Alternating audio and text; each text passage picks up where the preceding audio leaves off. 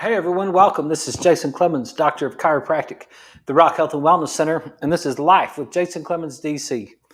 This is Monday, September 16th. We are live, right like always, from 6 to 7 p.m. right here at the Rock Health and Wellness Center studios in Lubbock, Texas. We're on the radio at 98.7 Walk by Faith and 1420 AM Lubbock Christian Nation. We are on our social media pages, and we are ready to go. Hope you guys had a great weekend. I had one of the more unusual weekends that I've had in a very long time, and I'm not ready to share it with you yet, but I am going to share it with you at some point. But I'm just not quite ready to share it with you because I'm not finished with all of the details of it. But it was quite an interesting weekend. I had that seminar all day on Thursday, Friday, Saturday. We got a lot of brain stuff done, but that was good. That one didn't have anything to do with the experience, but I'll let you in on it later. But it was good, and it was good. And hey, Lewis, if you're listening to us out there, we've got our Red Raiders playing this weekend, like they're supposed to play. You know, everybody, calm down. We're into the season now. We're 3 weeks in. Isn't it funny how time changes things? How 2 weeks ago people were just out of their minds, frustrated. Last week, everybody was out of their minds frustrated if you're a Texas Tech fan. And then all of a sudden, it's just like it just kind of came together, and now we're ready to go. And it goes to show you how we let all those things get us all riled up about stuff. And everybody's riled up right now because of the election stuff. And we got all kinds of craziness going on out there. And it's dangerous for our health. It's good for our give us to something to do because we're all floating around on a big old rock out here in space. But we just got to be careful not to get too caught up in some of this stuff. Try to stay even keel. Just see if we could just stay even as we're going through life. That's something we could do. But from that standpoint, it was a good weekend. Got to rest a little bit yesterday, and then we got back after it again today. Hey, if you got a question, a comment, you want to make a comment on the show, you can make one on social media on any of our pages. I'll try to get back to it. And if you have a question, a topic, you want to send us a text, our text line is 806-794-0400. I'd be glad to answer any text that you might have or any ideas that you might have, or you can give me some ideas. And if you think I'm telling a bunch of lies and you think that this is wrong, and if you just like, I don't believe that, then send me a text. I would love to talk about it. Send me a message on Facebook. I would love to talk about it. I got censored on YouTube a couple weeks ago because I said something, and I'm like, I would love to talk about it. I can back up the stuff that I say with some sort of article or science on most of it. And so if I'm wrong about it, I sure don't want to be telling people all around the world that are wrong information. So if you want to fact check me, it seems to be a popular topic this week. If you want to fact check me, then please do. I would love the conversation. If you're super smart and you're telling me something that I don't know, I would love to learn. So yeah, if you got any of those things, please let us know. So tonight we're going to get into, I mentioned last week that I had gotten behind.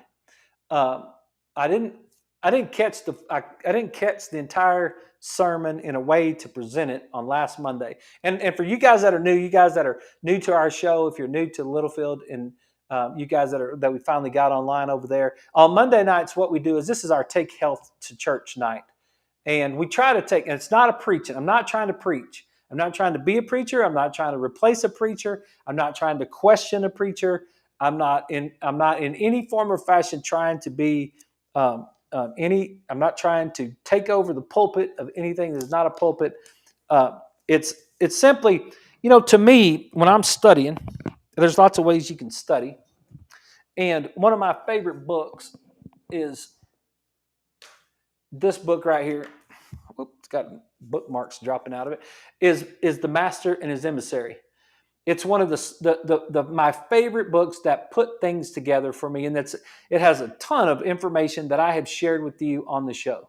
This chapter 2 took me 6 months to break down. And I don't even still think I completely understand chapter 2. But this book right here is just fascinating information, and it just was glue to everything. Now, but it's just a book. It's just a book written by a guy that has information in it, right? And if I was to do an entire show on anything that came out of this book, you might say, man, that was great. That was great information. I'm so glad that he gave us that information and taught us about how the brain works. And that was that was a fantastic show. That was great that he did that. And I could do that with a number of different books. I could take the body keeps the score. I could take this book. And I could do the same thing, and I could talk to you about the amygdala and the right brain and the stress response and the increased sympathetic response that goes on with being fired up in your right brain. Do you know what this book says? It says the same thing that this book says. Whoops, I got it backwards. It says the same thing. The master and his emissary, and if you study the master and his emissary, and then you read the body keeps the score, then what you find out is that the right hemisphere is where it all starts.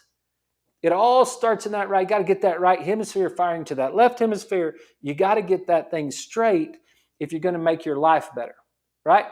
And we could do this with with Dale Bredesen's book, The End of Alzheimer's, or we could take the Spark book for exercise, or we could take Dr. Hang on, as soon as I take my glasses off, I'll be able to remember. Lustig, Dr. Lustig, and Sugar the Bitter Truth, and all his stuff, and Hacking of the American Mind. We could take all those books, and we could break down those books, and we could learn from something that those guys studied, and that those guys were trying to teach us. And we could do it with a diet book. We could do it with a mechanic book. We could do it with any other kind of book out there. But for some reason, the culture that we live in, and not necessarily in Lubbock, because I think most of the people in Lubbock probably really kind of understand it or go with it. But for some reason, if I bring this book out and get all the stuff falling out of it. Yeah, if I bring this book out, the Bible, which is my life application study Bible that I've had for quite some time, New International Version. If I bring this book out and I try to teach out of this book, then it's like, whoa, hang on a second. That's a different deal. I don't believe in that. Like, and I'm like, really? Like, you believe this guy in this book, but you don't believe these guys in this book? Like, why? What is it that you have? What is the challenge that you have with that? And as a doctor, a person that takes care of other people, the person that studies the brain in depth and studies the body in depth and studies all that right there, I can tell you that your flesh has no intelligence by itself. I can tell you that if you were to weigh yourself in the chair that you're sitting in right now, and then you were to have a brain aneurysm, and 2 seconds later you were to die in that chair that you're sitting in right now, you would weigh exactly the same. If I weighed you 1 second before you died and 1 second after you died, you'd weigh exactly the same. You'd have the same teeth, you'd have the same eyeballs, you'd have the same skin, you'd have the same blood, you'd have the same bones, but you wouldn't be there anymore. Whatever it is, whatever that thing is that makes you, and I call it a spirit, whatever that energy is that makes you, goes away. And all of those tissues that were working a few seconds ago are no longer working. Now, there has to be, I don't know what you call it exactly. I don't know exactly how it works, but there has to be something, in my opinion, that makes that work. There has to be. It can't just be random chance. It can't, I've studied random chance. It cannot be happenstance. It has to be intelligence. It has to be some sort of intelligence. And when I'm reading this book, when we take health to church on Monday nights, and I know I'm preaching to the choir because I know you guys, a lot of you guys that listen to this show, especially you guys on 98.7 that listen to the show, I'm preaching to the choir on this deal. But For all you other people out there that say, whatever, like, I am not buying that. I'll just present for your consideration that the way that I approach this book is the same way that I approach this book. I want to read the words in the book to try to learn what it's trying to teach me. And what's amazing about this book is that it's alive. It's not physically alive.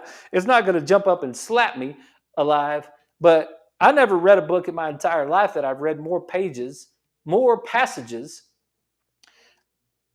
at different times in my life and found a different meaning in that passage. It's like, wow. Like when I was in my 20s and I read this book, and then I was in my 30s and I read this book, it was like, wait a minute. And then I read it with someone else, and then someone else reads it to me, and then I read it again, and I listen to someone else read about it, and then I'm like, all of a sudden, it's just kind of like, where did that come from? When did that start saying that?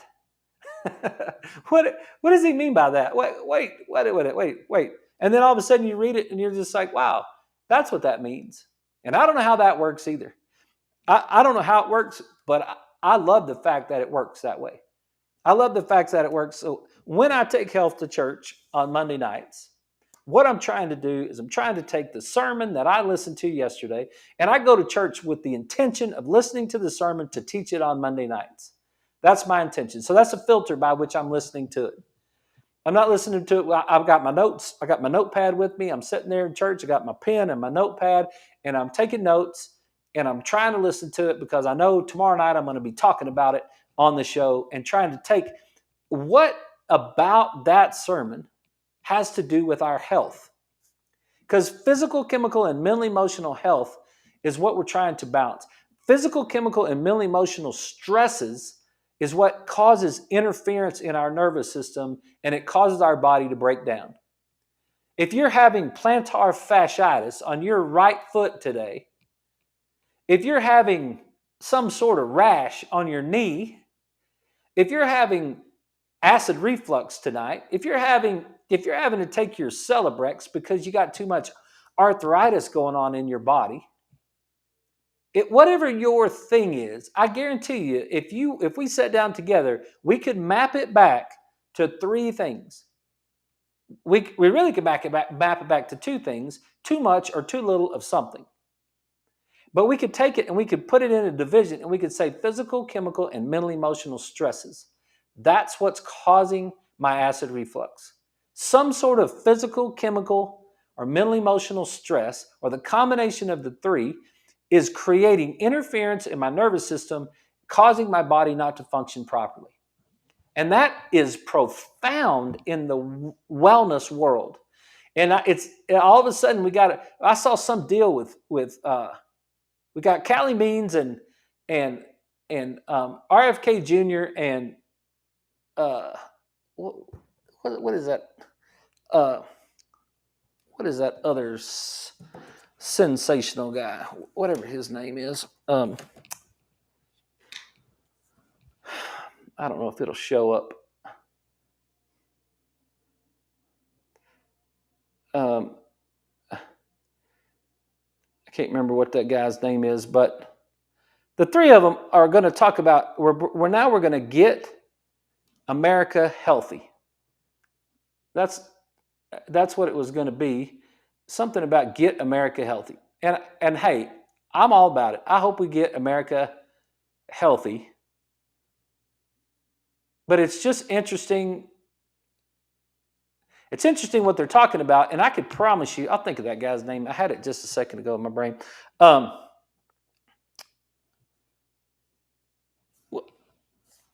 What you're going to find out is whatever they're talking about, it's going to come down to physical, chemical, and mental emotional stress. And it's going to come down to the interference in your nervous system and what is causing interference in your nervous system.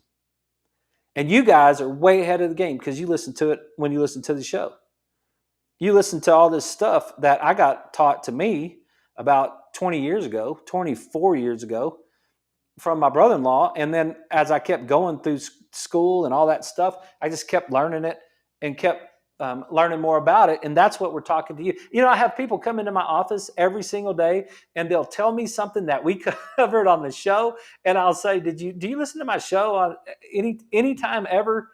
Like Monday through Friday from 6 to 7 p.m. And they're like, nope. And I was like, well, you really ought to listen to the show, because those people who listen to the show, they're getting smarter and smarter and smarter, and they know all these answers. They know why you need to take your fish oil and your turmeric, and they know why you need to increase it. And they know they've seen the charts where you go from arachidonic acid to with your COX inhibitors to your prostaglandins, which causes your inflammation. Right? You guys have seen it. You guys are educated as heck now. We ought to give you a degree. We ought to give you a degree in what's going on. But that's what it's going to come down to, is physical, chemical, and mental emotional stress. So let's take it. Let's get into it tonight, because we're in the series of relationship pitfalls. And this one is a big one, and it's lying to others.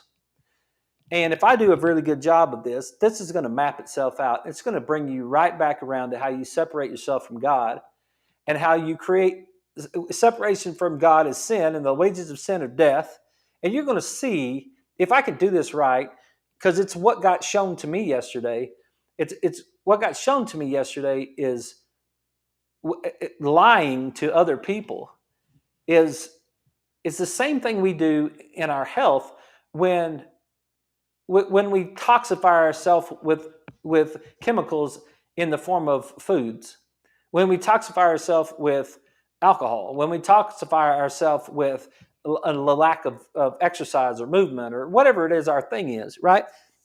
We separate ourselves from God. And from a spiritual standpoint, it says we separate ourselves from God.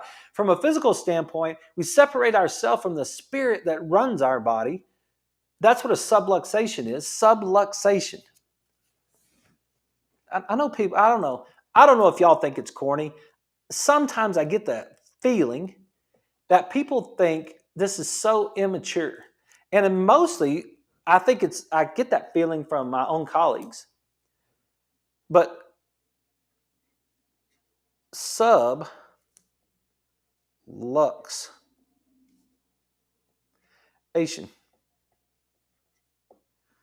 And lux means light. You are the light of the world. What is your spirit? It's your light. And one of the girls asked me today, what do you look at when you look at our posture? When I stand in front of you, what are you looking at? And I told her, your feet, your hips, your shoulders, your head, your hands, all this sort of thing, all this physical stuff. And then I said, I look at your light, your color, like your face. What do your eyes look like? What does your spirit look like? What is this person that's standing in front of me? What do they represent? Are they representing life? Are they representing life? And especially if I looked at you over and over and over again. If I looked at you and I looked at you and I looked at you and I looked at you, and then all of a sudden I was like, whoa, that doesn't look like you. What's wrong with you today? You don't know how many times I've said that to people. What's wrong with you today? What's going on in your world? Oh, I just got in a fight with my mom because something happened. Oh my gosh, it's been a horrible day. Oh man, my grandpa died. Something, one of the things, right? It's like like something, and it's easy to see sometimes. Well, it's because your light is dimming, because you're not shining your light brightly, like shine your light into the world. Well, sub means less than or under.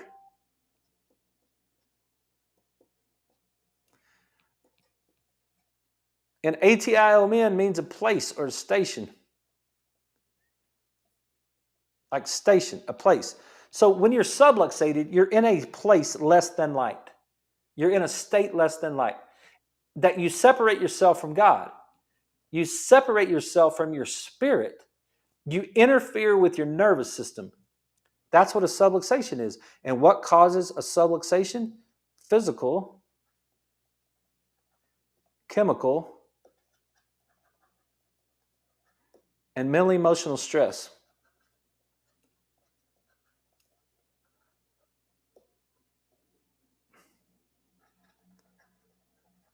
Toxins, trauma, and autosuggestion is what the old guys called it.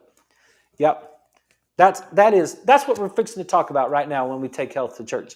That's going to be the sermon. right now. And you're going to see it in the spiritual realm, and you're going to understand it in the flesh. And I think that's what this book has a lot to offer us. So let's get into it. So we're talking about lying. And I'm going to read it first. And it's a really, really interesting story because it's talking about Abraham. We're in Genesis 20, and we start with verse 1. And it says, now Abraham moved on from there into the region of Negev and lived between Kadesh and Shur. For a while he stayed in Gerar, and there Abraham said to his wife Sarah, "She is my sister." So he's already done this once. He's already been in one place. He's married to Sarah, but he wanted to tell the people that no, he wasn't married to her, that she was actually his sister. And technically, she was his half sister because apparently they had the same dads, but they had different moms. But they ended up getting married. But she was his wife. Sarah was Abraham's wife, and this is Abraham, that like the father of Israel, Abraham guy, right? Okay, but he'd already been in a place where he tried this once, and he lied once, and he got in all kinds of heck trouble for it. But now he's coming back, and he's in a new place, and he's fixing to do it again. And he says, for a while when he stayed there, Abraham said of his wife Sarah, "She is my sister." Then, Abimelech,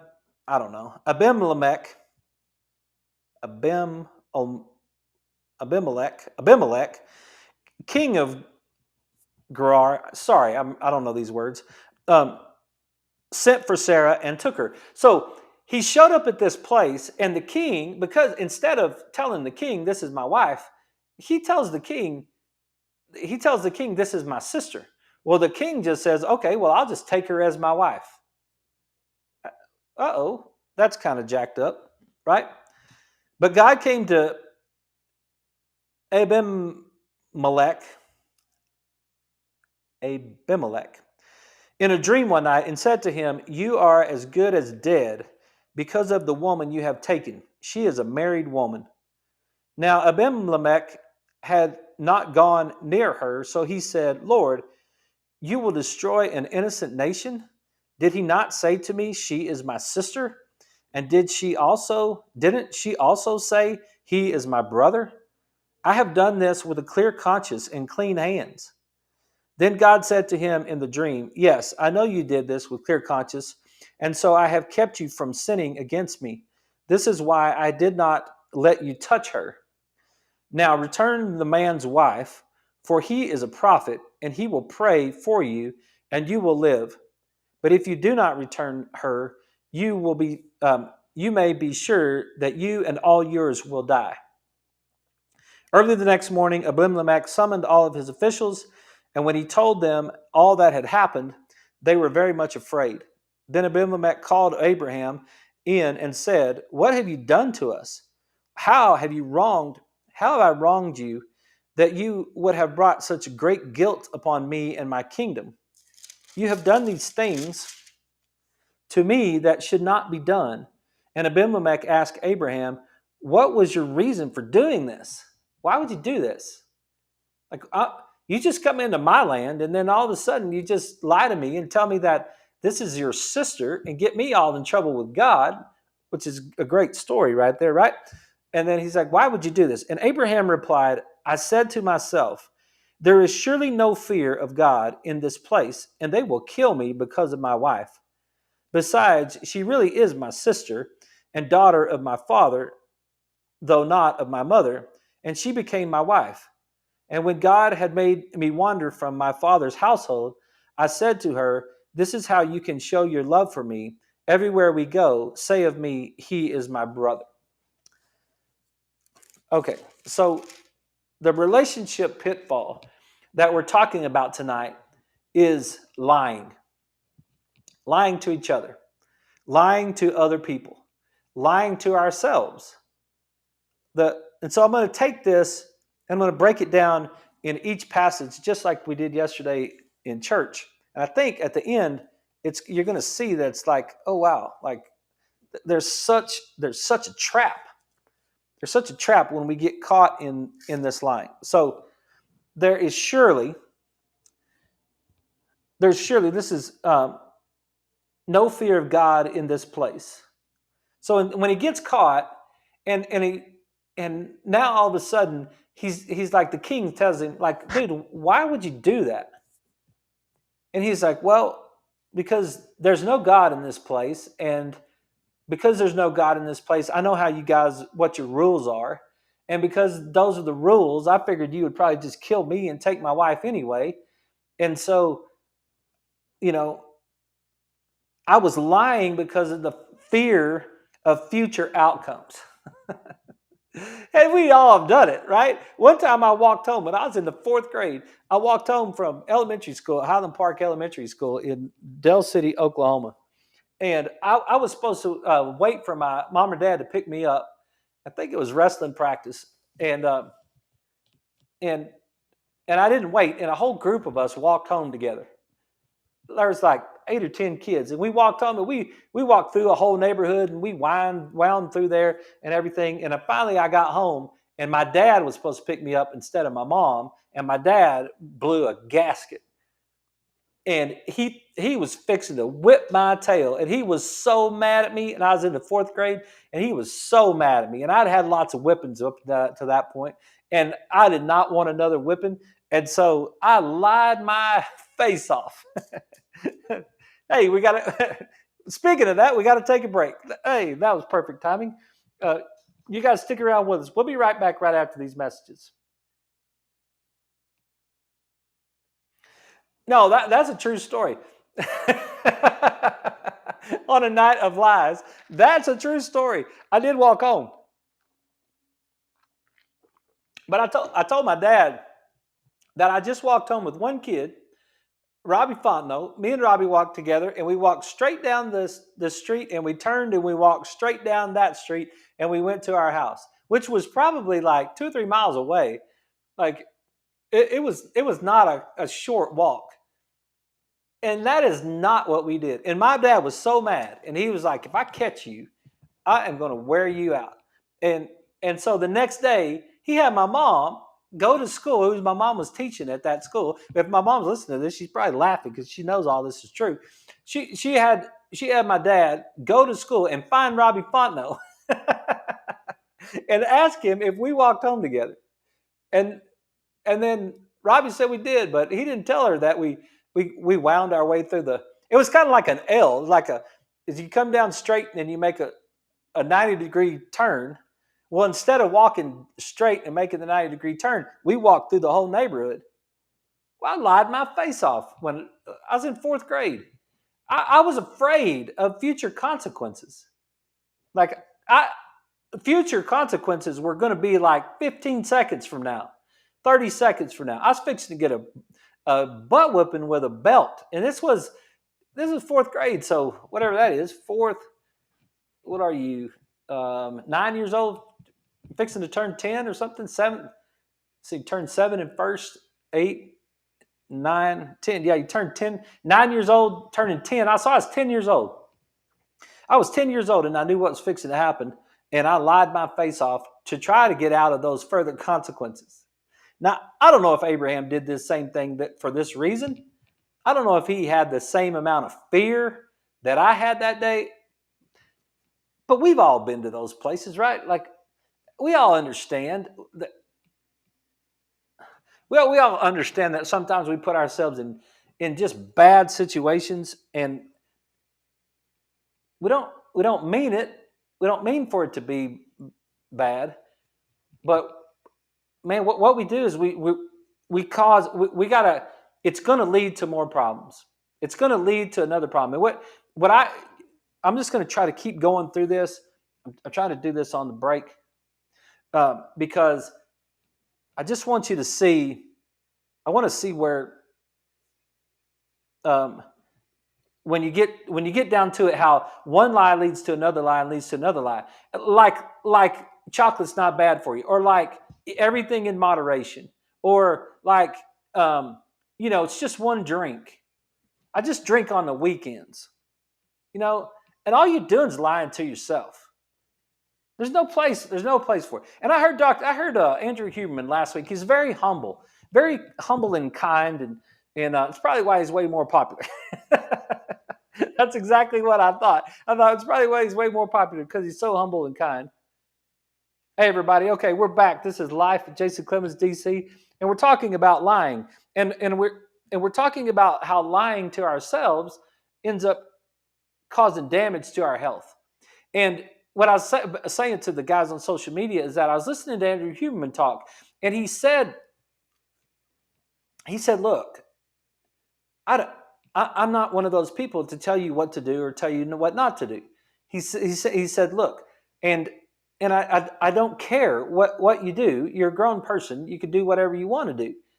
But all the research that I have, and he's a research guy, like he's a Stanford research guy, right? That those guys live off of research. And he says, all the research I have tells me that alcohol is poison.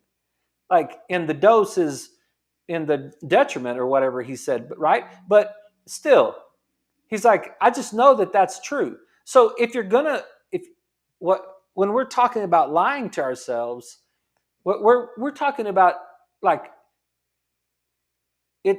I want to show us, and me included, how it leads to separation from God. So I'm going to keep going, because that's what he said in 2011. Abraham replied, I said to myself, there is surely no fear of God in this place, and they will kill me because of my wife. And so in 12, he says, besides, she really is my sister, the daughter of my father, though not of my mother. So now what happens is, once we start the lie, now we have to start the justification. Now we start justifying our actions, and we start to manipulate the truth. And one of the things that he said was, it was so cool the way he said this right here. If you have to explain your way out of it, you're being deceitful. If you have to use a long paragraph to explain your way out of this problem, then you know you're lying. You're being deceitful already. And a partial lie is a lie. And he said it's really funny, because he says we always only say we're just telling half truths, but we never say we're telling half lies. You say, well, you only told me a half truth. And he said, what is the other half of a half truth? It's a half lie. Right? Yeah. And I learned that when I learned that you can't be 99% sure about something. One day we left the house, and I wasn't sure if we shut the garage door. And so we got around the corner, and I said, Leslie, did I shut the garage door? She said, I don't know. And I was like, I'm 99% sure that I shut the garage door. And then I turned around and drove back by the alley and looked to see if I had shut the garage door. I had shut the garage door, but I still drove back and looked. So you can't, I learned that day, you can't be 99. You're either 100% sure or you're not sure. It's not, I'm 50% sure. No, you're not. What does that mean? 50% sure doesn't even make any sense anyway. But if you're 75% sure, it's like, you're not sure at all. Because same thing with the lie, right? It's a half truth is no truth.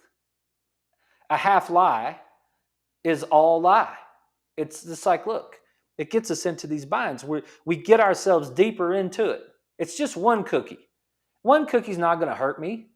It's just one bowl of ice cream. One bowl of ice cream is not going to hurt me. Look, my grandma was 97 years old. She had a bowl of ice cream every day. Like, right? Here we go. There's a lie, and it's going to catch up to us. So when we get to verse 13, it says, and when God had made me wander from my father's household, I said to her, this is how you can show your love to me. Everywhere we go, say of me, he is my brother. So now what we're doing is we're lying to ourselves. We're creating a story that goes along with the lie, which is more of a lie. It's just a hogwash way, right? It's just another way we do it. We lie, and then we make up justification for the lie, and now we start getting other people to lie for us. We get our kids to lie for us. We get our wife to lie for us. We get, and he used the example of being at work. someone calls and says, hey, can I talk to Dr. Clemmons? And I said, tell her I'm not here. It's just tell them I'm not here. So not only am I lying, I have to also make Leslie lie because she's the one that answered the phone. And he's like, look, just tell them the truth. You don't have time to talk to me right now. And you don't have to justify that action. You just don't have to, you don't have to, I don't have physical time to talk to you. I don't have you on my calendar. I don't have emotional time to talk to you. I got so many things going on in my day. Sometimes I don't even talk to my wife. And she gets mad. she got mad at me at lunch because I was like, sorry, I didn't have time to, there was a lot of things going on, right? I should do better. I'll be nice to him when I get home. Yes.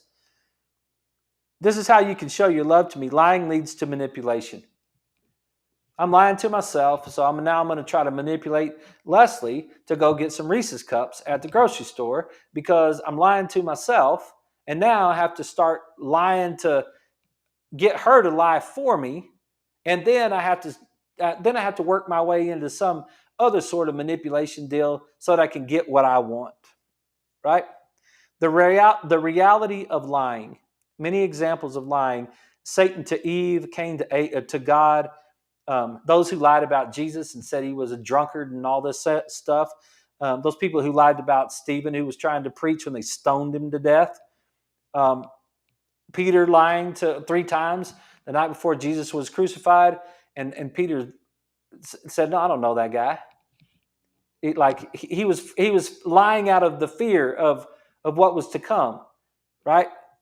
And then it made him sick, and so, and then it gets into how bad God hates lying, and there were 7 things, and this was in Proverbs 6. See if I can read this one. Proverbs 6:17.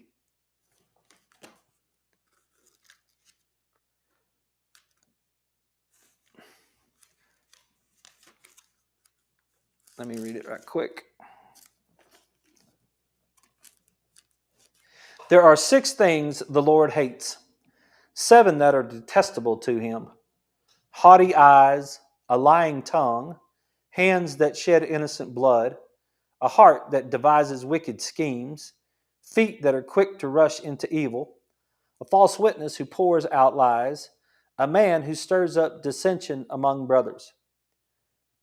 So, haughty eyes, a lying tongue, hands that shed innocent blood, a heart that devises wicked schemes, feet that are quick to rush into evil, false witness who pours out lies, and a man who stirs up dissension among brothers.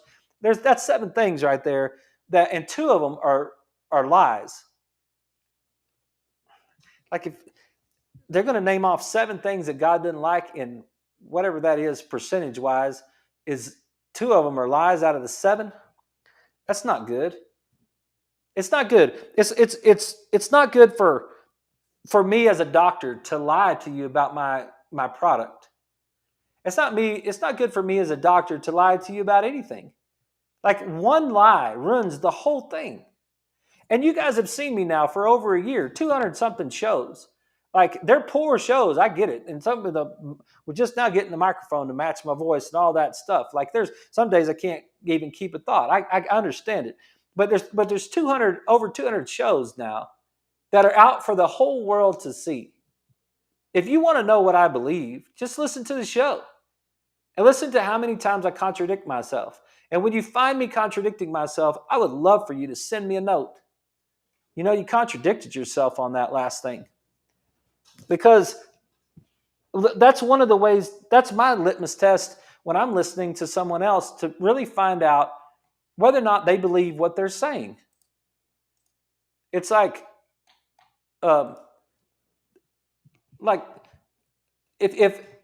if I go listen to Judy Mikovits, which I've done, I've listened to her lots of times, and I listen to her speak over and over and over again. If I listen to Dr. Huberman speak over and over and over, or Jordan Peterson, or any of these guys that I listen to, and I listen to hours and hours and hours of what they're saying, and they don't ever contradict themselves, they may not be right, but they're trying to tell you the truth. And when you put your whole life out in front of the world to see, this is what I used to do on a football field when I was 20 years old, 22 years old. I put my whole life, I put everything out there to see, to be judged. It's like, put it out there. Man, sometimes you throw interceptions. It's like, damn. I mean, it's like, there's nobody more sick. Everybody in the stands is sick. There's nobody more sick than the quarterback who just threw the interception, if he has any guts at all. That's the most sickening thing. You just let down your whole entire team, and you just screwed the whole play up, and you just let down your whole entire team. But at least it's honest.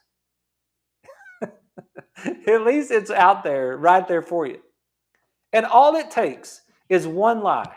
All it takes is for me to come on here and lie about one thing that I believe about health. And then it just dissolves. It just dissolves everything. It takes all your trust out of any trust that you might have in me. I may not be right, but at least you know I'm honest. I may not be right, but at least you've got to at least give me credit of saying that at least what I'm saying, I believe. Even if I'm wrong, at least I believe it, right? I'm trying to tell you the honest truth, and I can't. That's why I'm really questioning. Sometimes people want me to sell a product for them, or they want me to endorse some sort of thing, or it's like, I don't know if that's true. I haven't done the research on it, and I don't trust the research. I don't trust the other people who might have wicked schemes, a heart that devises wicked schemes. How many wicked schemes do we get put up under every single day? We get lied to in grocery stores. We get lied to in banks. We get lied to on internet. We get all these wicked schemes by these social media companies that track every single piece of stuff that we have. Those are wicked schemes. Those people are just it's a form of deceit, right? It's not a good thing.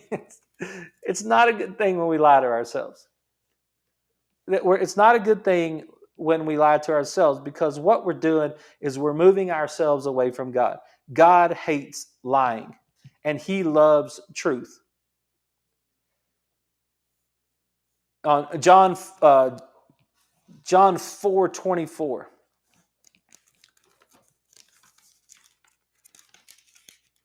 He hates lying and He loves truth.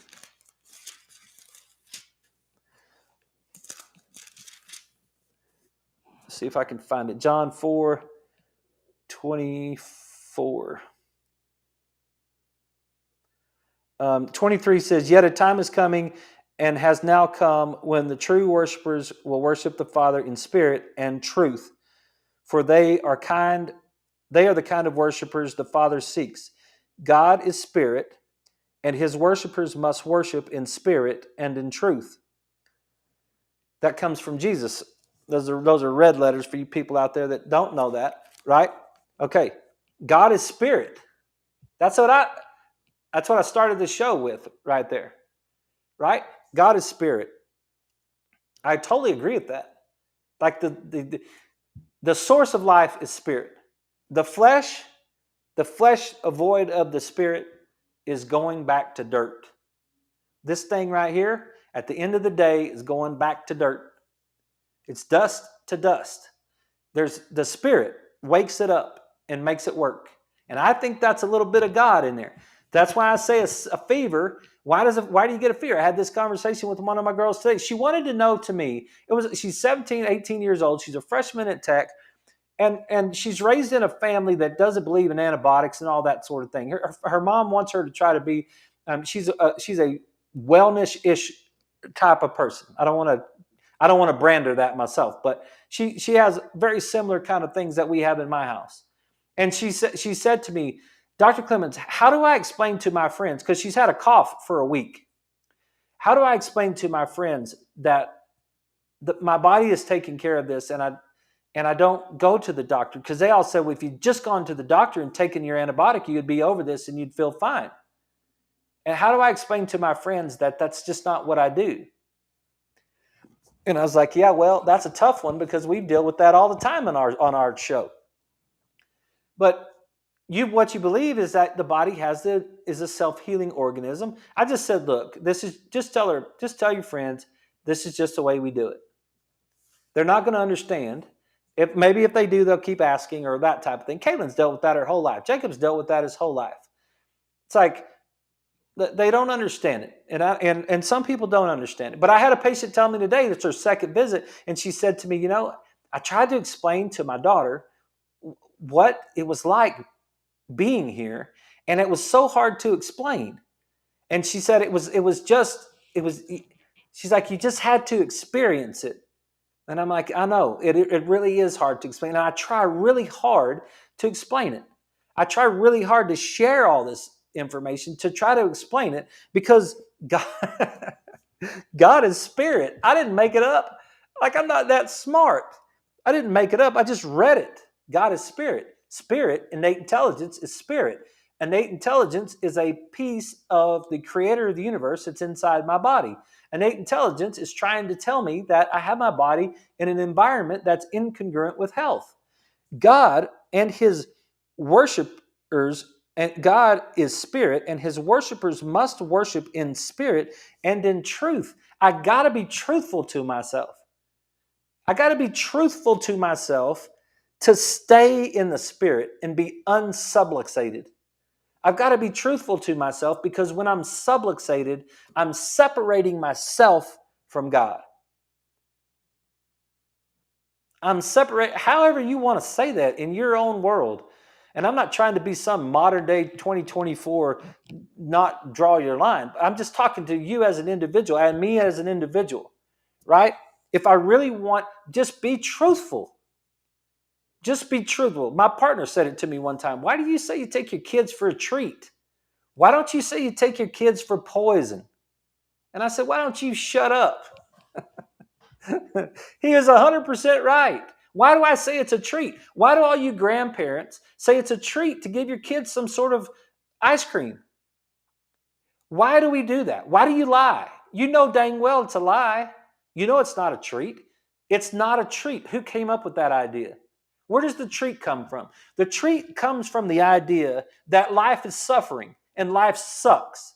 And we are just a bunch of sinners living on a rock, and we just suck. So we might as well have a beer, because otherwise it just sucks. And that's a lie. That's a lie from Satan as far as I'm concerned. That's a lie. That's not what this thing was about. That is not the creation of the universe. That is not the garden. That is not just learn to live with it. Just learn to live with it. Are you kidding me? Are you kidding me? It's like, no. I think we were created to put on this planet, and I think that we're supposed to be shining our light bright into the world.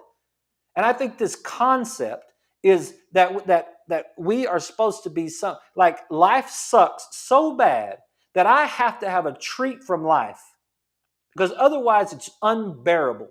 It's just unbearable because it sucks so bad.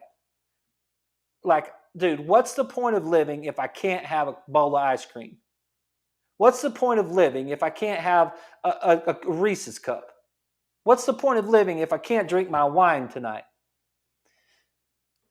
And what I'm trying to share with you is that's a lie. That's a lie that's been propagated so many times that it's separating us from the spirit that drives our flesh. It's subluxating us. It's physical, chemical, and mental emotional stress. It is the subluxation that puts us in a state less than light. And that's what if we want to get to that, if we want to get to a level of maturity and understanding, as Ephesians 4 talks about, if we want to get to a level of maturity, we need to quit lying to ourselves. And the pastor did such a great job. Yes, I mean, I was convicted yesterday.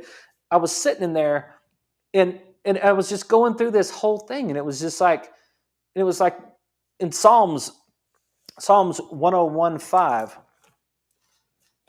Let's see if I can get to it real quick. It was really funny. I was trying to find the piriformis today. I was trying to find the. I was looking in one of my old books, and I was looking for the piriformis because one of my guys has a piriformis problem, and he said, that's why they made Google. I thought that was funny. Uh, I'm sure I could solve Psalms 5. Oh, heck, I'm going in the wrong direction. 1015. You guys probably already found it because you probably have it on a Bible app or something, and you're probably reading it way faster than I am. But I love this book.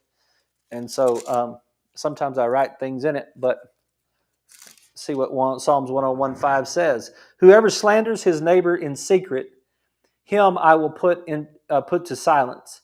Whoever has haughty eyes and a proud heart, him I will not endure.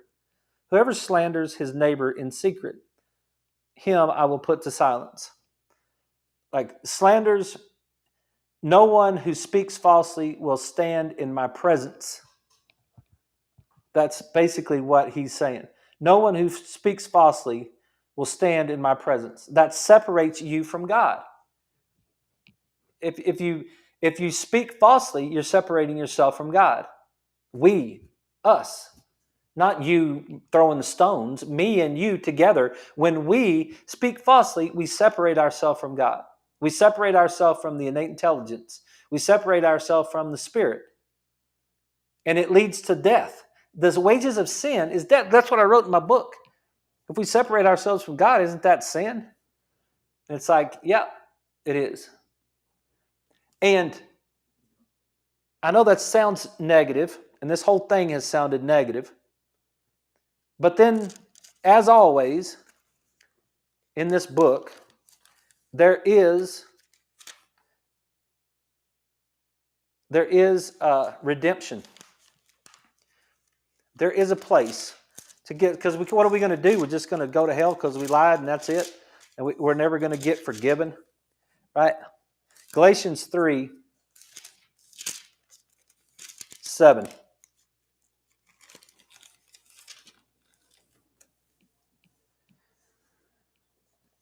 Consider Abraham. He believed in God, and it was credited to him as righteousness. Understand then that those who believe are children of Abraham. The gospel in advance, the scripture foresaw that God would justify the Gentiles by faith and announced the gospel in advance to Abraham. All nations will be blessed through you. So those who have faith are blessed along with Abraham, the man of faith. So he's trying to say, in Galatians, he was trying to give us a chance to say, look, we all have a chance to be saved in this thing. We all have a covering. We all have forgiveness. We all have redemption. And it was set in stone in the beginning. I tell people all the time, this is gravity, and it's been gravity since the first 6 days. The first 6 days of the very beginning, it's gravity. It's never changed, not one time.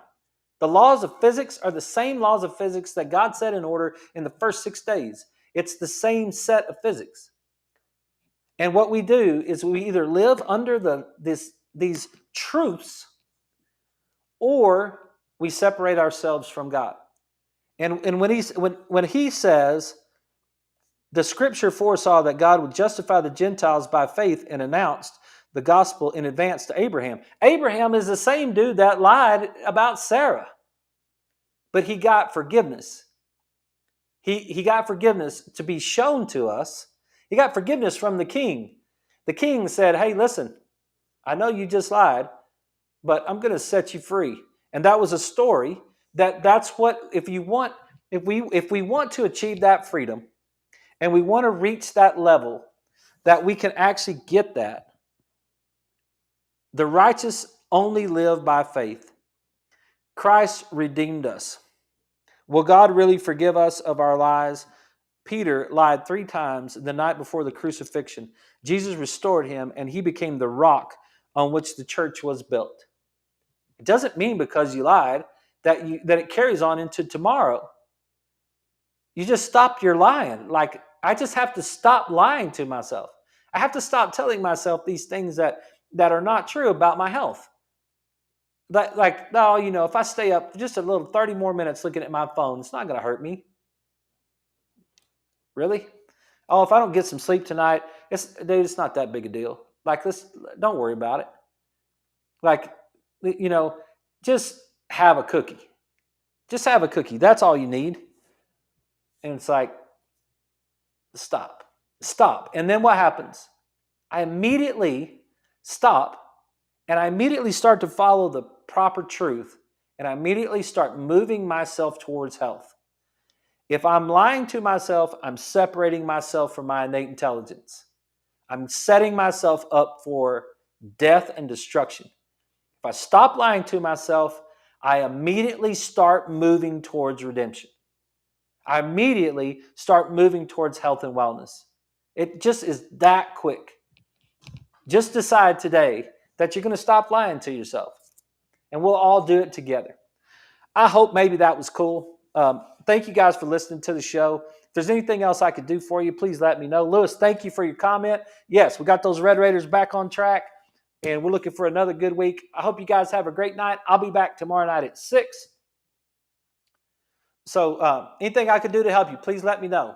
Y'all have a great night.